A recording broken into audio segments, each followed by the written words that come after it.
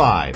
If you were around in 1978, there's no way you didn't hear about the Lufthansa heist. Planned by Jimmy Burke, who became the inspiration for Martin Scorsese's film Goodfellas, the heist came about when a poor airport employee contracted a $20,000 gambling debt and decided to make a bookie happy by telling him about millions of dollars in untraceable money that was flown into Kennedy Airport once a month and stored in a cardboard vault. On December 11th at 3:12 in the morning, a black Ford Econoline was spotted pulling into a loading bay at Kennedy. Quickly, Burke and his accomplices disarmed security guards, coaxed others to disarm silent alarms, threatened to find and kill family members of others if they didn't cooperate. Next, they forced the terminal's senior cargo agent to call the only guard that knew the combinations to open up the double-door vault that night. The heist was so well orchestrated that the masterminds behind it knew all the safety secrets and how the double-door system worked. When the men left at 4:16 in the morning, they were home free. 14 minutes later, a call was made to report that $5 million in cash and $875,000 in jewels had been stolen. The employees kept quiet because they knew if the police caught the robbers, they and their families would never be safe. The robbery took only 64 minutes to complete and was the largest cash robbery ever committed on U.S. territory at that time.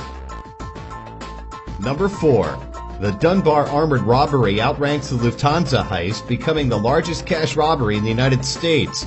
It happened in 1997 at the Dunbar Armored Facility in Los Angeles, California. The robbers put their paws on some $18.9 million. The heist was orchestrated by a Dunbar Regional Safety Inspector, Alan Pace. Yep, it was an inside job.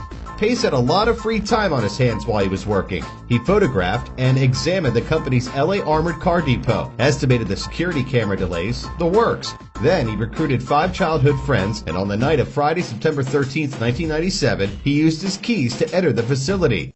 Once inside, the guys waited in the staff cafeteria and ambushed the guards one by one.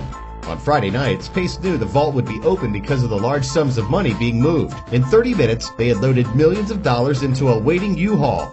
Pace knew exactly which bags contained the non-sequential bills and the highest denomination currency. He also knew where the recording devices for the security cameras were located and didn't forget to pick those up on the way out. The whole thing was perfect. The associates even found ways to launder the money smartly, until one of them handed a guy a stack of bills still wrapped with the original cash straps. That guy went to the police. The associate was arrested, and the plan was traced back to Pace, who was also arrested and sentenced to 24 years in jail. Mysteriously, though, something like $10 million is still unaccounted for. Number 3. On November 26, 1983, 6 robbers broke into the Brinks Mat warehouse at Heathrow Airport in London. The thieves had planned to steal £3 million in cash, but they found 10 tons of gold bullion worth £26 million. Again, the bandits got in thanks to a security guard who was the brother-in-law of the guy who thought up the raid. Unfortunately for the gang, Scotland Yard quickly discovered the family connection, and the security guard squealed and confessed in exchange for a lighter sentence. He got 6 years and served 3, whereas the others were each sentenced to 25 years for armed robbery. But these guys could have gotten away with it. Before getting arrested, they had entrusted part of the gold to a legitimate dealer who had melted down the bullion and recast it for sale. But when large amounts of money started moving through a Bristol bank, the Treasury was notified and informed the police. The gold dealer was placed under surveillance, and in January of 1985, he killed an officer he discovered in his garden.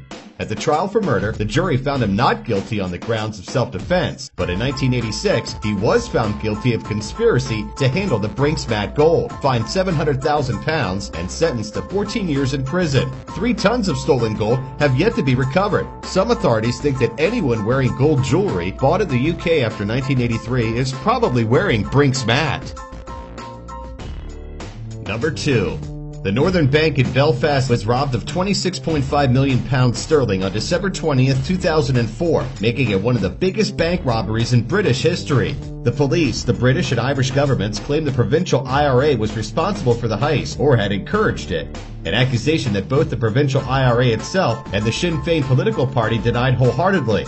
The night before the heist, groups of armed men invaded the homes of 2 Northern Bank officials, threatening their families and holding them at gunpoint.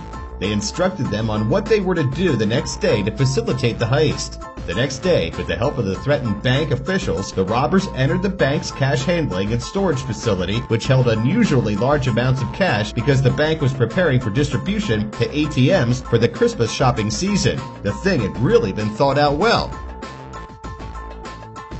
Number 1. On the weekend of August 6th and 7th, 2005, a band of burglars tunneled into the Banco Central in Fortaleza, Brazil. They stole 5 containers of 50 Brazilian real notes, valued estimated at close to $70 million US. The money was uninsured because the risk was too small to justify the insurance premiums, said a bank spokeswoman. Wow, I guess they regretted that one, right? Well, the burglars evaded or disabled the bank's internal alarms and sensors, so the burglary wasn't discovered until the bank opened for business on Monday. The Banco Central is the national banking institution of Brazil that is charged with controlling the money supply. The money in the vault was being evaluated to see if it would be recirculated or destroyed. Therefore, the bills were not numbered sequentially, which made them almost impossible to trace. The gang of burglars had rented an empty property in the center of the city and had tunneled 255 feet beneath 2 city blocks to get under the bank. On the final weekend, they broke through over 3.5 feet of steel-reinforced concrete to enter the bank vault. The banknotes weighed around 7,700 pounds, and no doubt took a great amount of time and effort to remove. On October 22nd, more than 2 months after the heist, the body of its suspected orchestrator, Luis Fernando Ribeiro, was found on an isolated road. He had been shot 7 times and had handcuff marks on his wrists. 5 men were arrested with the equivalent of about $5.4 million of the money and told police they had helped dig the tunnel.